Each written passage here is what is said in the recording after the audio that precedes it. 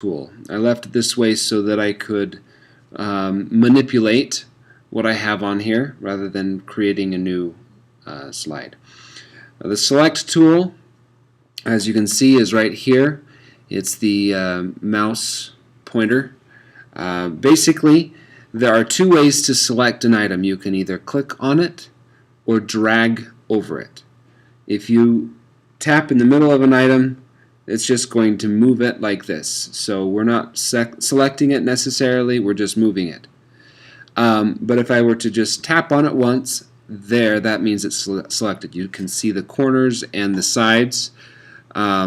This allows you to change different things based on, see how I can change that shape however I want, because I did this, the side and the corner will change the size of the object without changing the, well, it looks like with some tools you can change all sorts. Anyway, but the idea is the side tool only affects that one side. The corner tool affects both sides that it's adjacent to.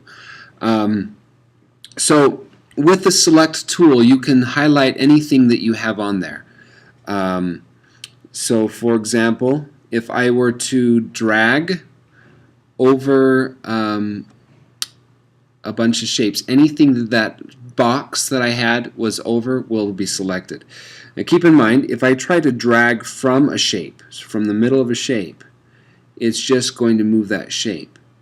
But if I drag from a place on the screen that has no shape or no writing, then I can do this little dragging box. Now what I'm doing, everything, even though I'm not completely over everything, everything that's touching is going to be selected.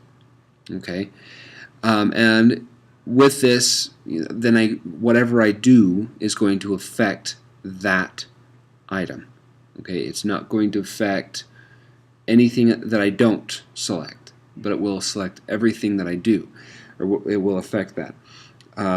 We'll get more into some of the tools that we use when, after we select something, but that is the select tool. It's very useful for getting things ready to use. So just in review, select one just by tapping that one thing. To deselect, you have to tap outside of it, and then you tap that one thing, and that one thing is selected.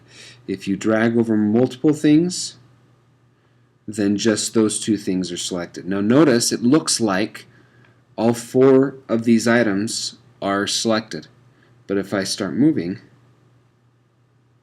only 3 of them were affected. Okay, so useful information right there for you.